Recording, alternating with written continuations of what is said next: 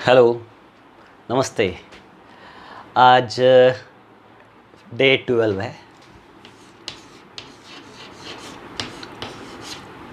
Okay, तो अभी तक हम लोगों ने जो भी कुछ देखा वो इंग्लिश के ग्रामर के बारे में था, है ना।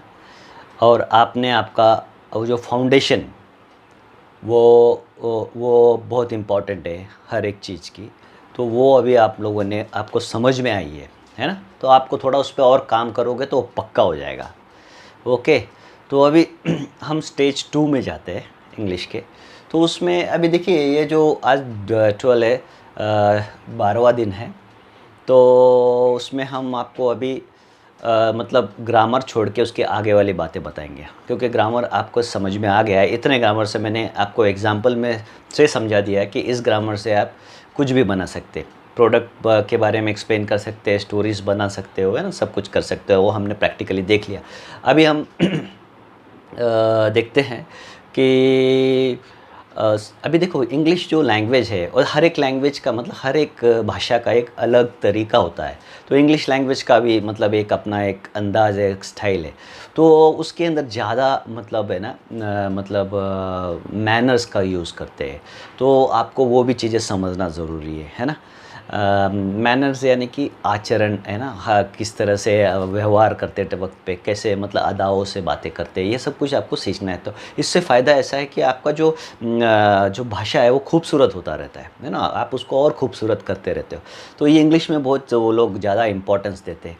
तो उसमें अभी आपको कुछ चीज़ें पता होना चाहिए। वैसे आपको ये सब कुछ पता है, मुझे मालूम है, लेकिन फिर भी मैं कुछ चीज़ें बोलता हूँ जो कि 4-5 गिने चुने चीज़ों से आप ये कर सकते। तो जैसे कि कुछ वर्ड है, लाइक ये देखिए हेलो। ये वर्ड ऐसा है कि आप मतलब जैसे भी किसी को देखते हो, मिलते हो, तो आप पहले बोलते हो हेलो, है ना, है ना। तो फिर वो हाउ आर यू पूछते हो, आप कैसे हो करके, है ना। हेलो, हाउ आर यू, ये सब चीज़ें ये मतलब इनिशियली चीज़ें आपको पता होना चाहिए। तो जैसे आपने पूछा हाउ आर यू, तो उस सामने वाला बोलेगा, जो भी रिस्पॉन्स करेगा, आई एम फाइन या आई एम गुड, है ना। तो ये गुड आपको पता है ना, आई एम गुड। तो सिंपल चीज़ है ना। तो ये चीज़ों को आपको पता होना चाहिए।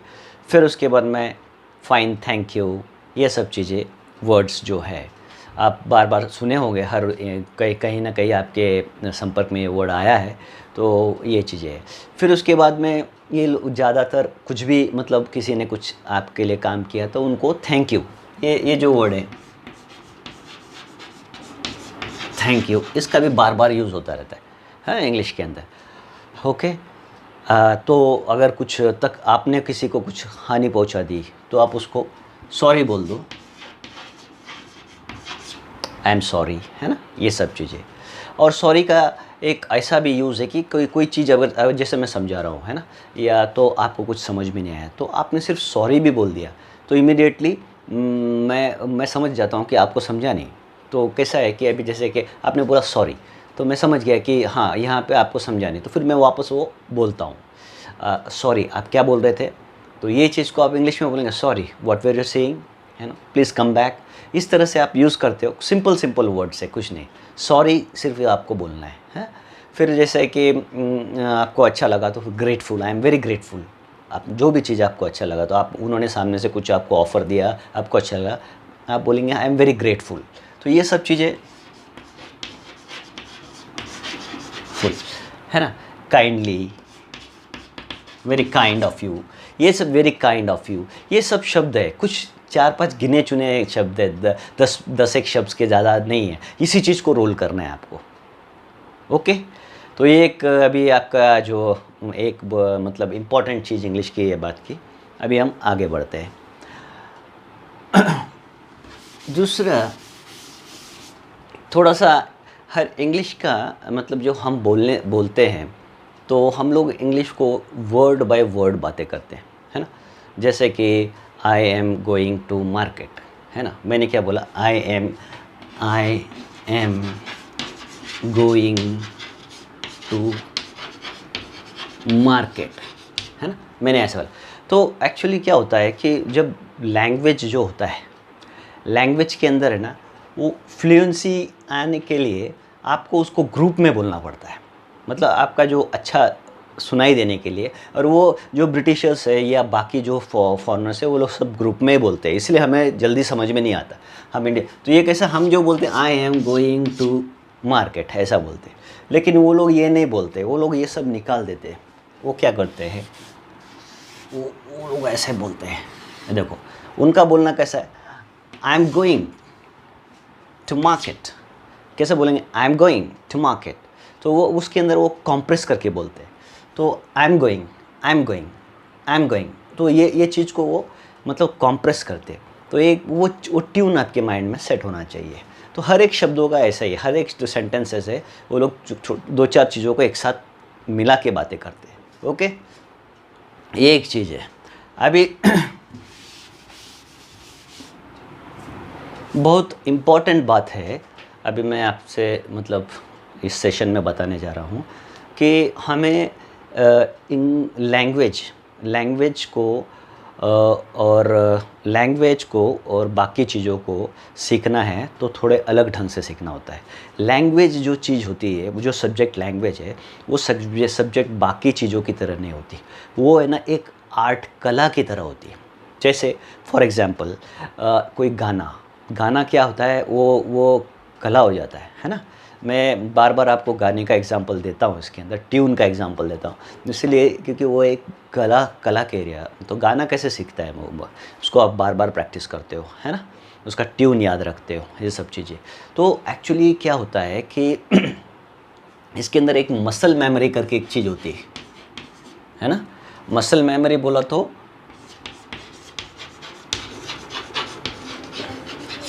ये जो मेमोरी है ना, ये मेमोरी हमारे पूरे बॉडी में मेमोरी है, समझ में। हर एक सेल्स के अंदर हमारी मेमोरी है, मेमोरी का पार्ट है। तो एग्जाम्पल के लिए हम लेते हैं कि अगर कोई बंदा ऑर्गन बजाता है, ऑर्गन यानी कि कीबोर्ड बजाता है, जो होता है ना पेटी बजाता है, तो देखिए वो सिर्फ कान से सुनता है और उस हिसाब से उसकी उंगली उस स्वरों के पास जाता है ना। तो उसका जो मेमोरी है ना उसकी उंगलियों में है कि नहीं। उसी तरह जैसे एक टाइपराइटर पे बैठा हुआ बंदा कोई सामने से डिक्टेट कर रहा है और उससे वो बगैर देखे वो टाइप कर रहा है, उसका हर एक उंगली एग्जैक्टली उस वर्ड पे जा रहा है, उस अक्षर पे जा रहा है। तो ये क्या है, इसी कहते हैं मसल मेमोरी। तो ये जो लैंग्वेज भी है ना, इसी तरह की चीज़ होती है। तो हम लोग क्या करते हैं, हम इसे सब्जेक्ट की तरह पढ़ने की कोशिश करते हैं, इसलिए हम सीख नहीं पाते। तो इससे हमें जो सीखना है, इसको मसल मेमोरी से सीखना है। ओके, आप ये अगर मसल मेमोरी के बारे में अगर आप गूगल करोगे तो आपको पता चल जाएगा।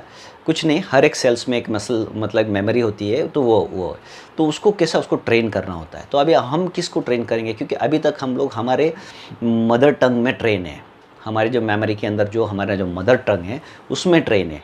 लेकिन अभी तक हमने जो सेकेंड लैंग्वेज है उसको हमने अपनाया नहीं है, तो इसलिए हमें ये डिफ़िकल्टी आती रहती है। तो हमें क्या करना है, वो जो सेकेंड लैंग्वेज को थोड़ा सा प्रेफरेंस देना है, उसको हमें इम्पोर्टेंस देना है। तो आपको क्या करना पड़ेगा, वो इम्पोर्टेंस देने के लिए, वो अगर मैं आपका मसल्स बढ़ाना है, वो जो आपका जो टंग है, टंग का और माइंड का कोऑर्डिनेशन बढ़ाना है इंग्लिश लैंग्वेज के बारे में, तो आपको उसको थोड़ा सा हर रोज़ एक एक्सरसाइज की तरह आपको उसको हर रोज़ आपको डिवोट करना पड़ेगा, कम से कम 1 घंटा। इतना तो आपको डिवोट करना पड़ेगा। अभी ये 1 घंटा मैं ये नहीं बोल रहा हूँ कि 1 घंटा एक साथ दो, आप आधा घंटा दे दो, 15-15 मिनट का 4 इसके अंदर आप ब्रेक कर लो, कैसे भी आपको चाहिए उस तरह से आप कर सकते हो, समझ में। अभी देखिए फॉर एग्जांपल मैं बोलता हूँ, अभी ये जो मसल्स मुझे बढ़ाने हैं, हाँ, तो मुझे क्या करना, रोज़ मुझे एक व्यायाम करना पड़ता है, कुछ तो भी वेट्स लेके मुझे रोज़ व्यायाम करने के बाद ही ये मसल बढ़ता है ना।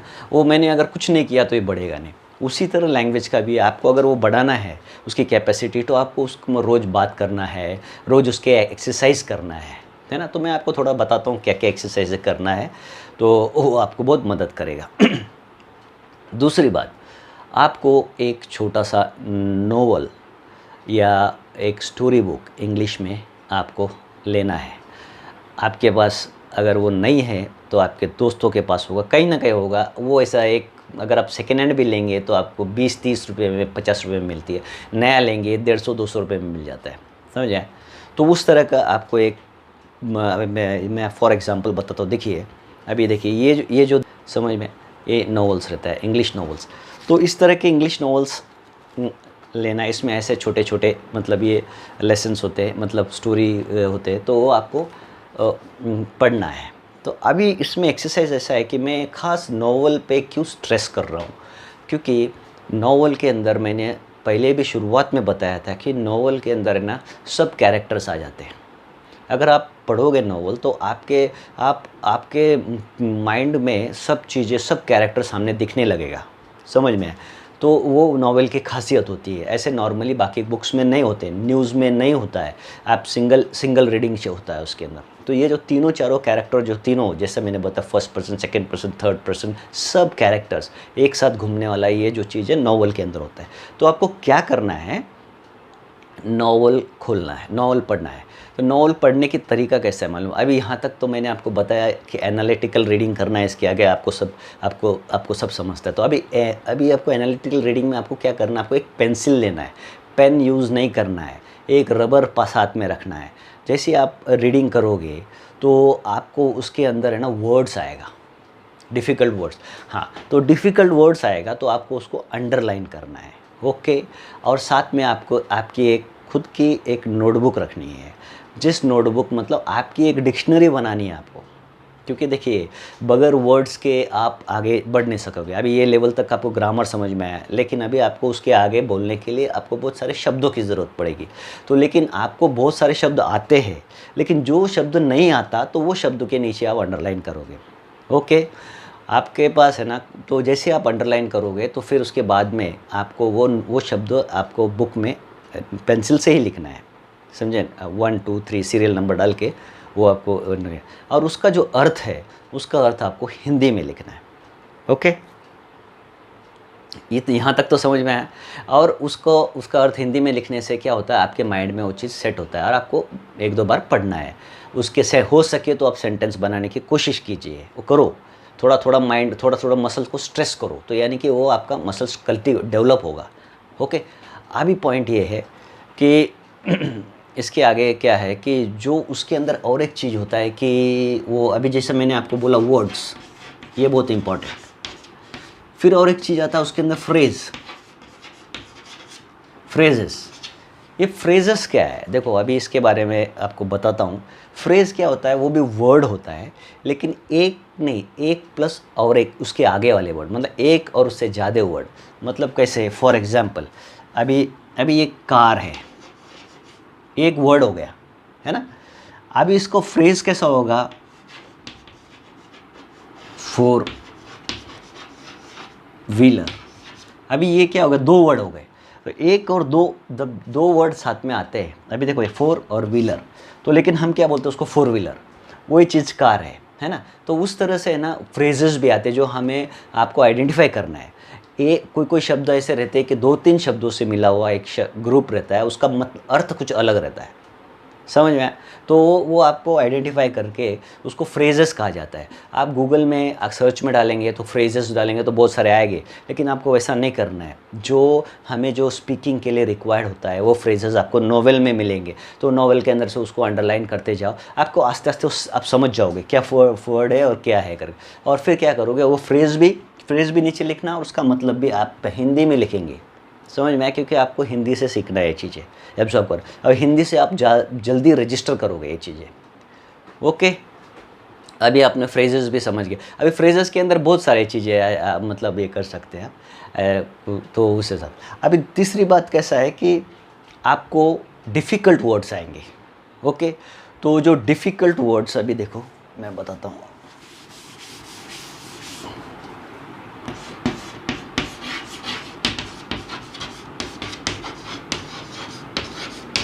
ये जो डिफ़िकल्ट वर्ड्स आएंगे तो आपको क्या करना है, ये डिफ़िकल्ट वर्ड्स का उपयोग कम से कम करना है, नहीं करना है, ओके। क्यों? क्योंकि ये जो डिफ़िकल्ट वर्ड है जो हमारा जो बातचीत का जो फ्लुएंसी है, फ्लुएंसी बोला तो फ्लो, बातचीत का जो फ्लो है, तो उसके अंदर मतलब वो ब्रेक डालता है, सब वो बैठता नहीं है, उसके अंदर सही ढंग से बैठता नहीं, वो ब्रेक डालता है, तो इसलिए आप रुक जाते हो। तो फिर आप बोलते हो यार मैं फ्लुएंटली बात नहीं कर पाता हूँ, मैं अटक जाता हूँ। तो उसके लिए फ्लुएंसी के लिए आपको इजी वर्ड्स यूज़ करने। तो अभी वर्ड्स का देखो, अभी उसके अंदर कैसा होता है, कोई भी वर्ड है उसका समानार्थ वर्ड भी होता है। मतलब जो वर्ड है उसका सेम मीनिंग वाले समानार्थ जो वर्ड होते हैं, तो वो वर्ड्स भी होते हैं। समझ में आ गया ना? तो वो वर्ड्स भी होते हैं, तो उसका उपयोग कीजिए। फॉर एग्जांपल अभी हम वापस फिर उससे लेते हैं, जैसे कार है ना। कार का मैंने समानार्थ वर्ड क्या बोला? फोर व्हीलर, है ना। और कुछ है क्या इसके अंदर? जैसे कि पैसेंजर कैरियर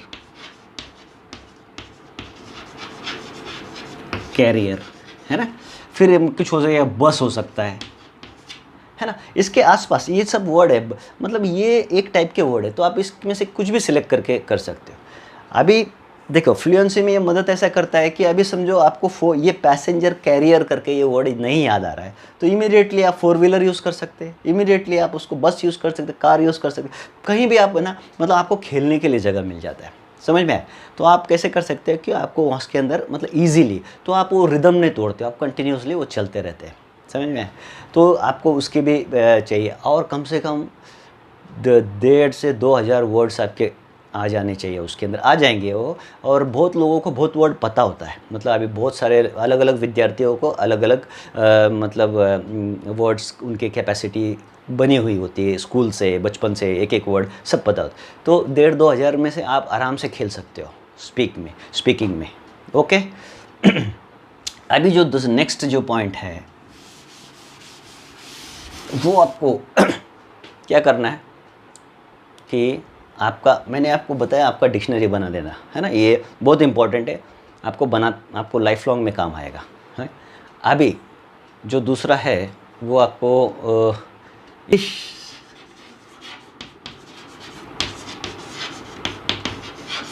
आपको इंग्लिश सीरियल वॉच करना है, ओके।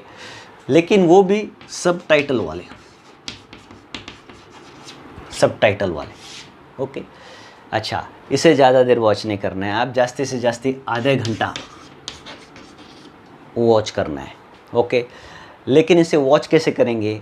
आपको इसे हेडफोन लगाना है, समझ में? हेडफोन लगा के आपके मोबाइल पे वॉच करना है, टीवी पे वॉच नहीं करना है आपको स्टडी कर रहे हैं आप, तो इसे आपको ब्रेक चाहिए। तो उसमें भी आपको कुछ ना कुछ वर्ड्स मिलेंगे, तो वो भी आप नोट डाउन कर सकते हो, है ना। और आपकी डिक्शनरी आपके पास ही होनी चाहिए। तो आपको जो है, तो आप रुका दो, पॉज करो, करो, तो उस हिसाब से आप तो सब टाइटल्स के साथ आप सुनो, हर रोज़ सुनना है आपको।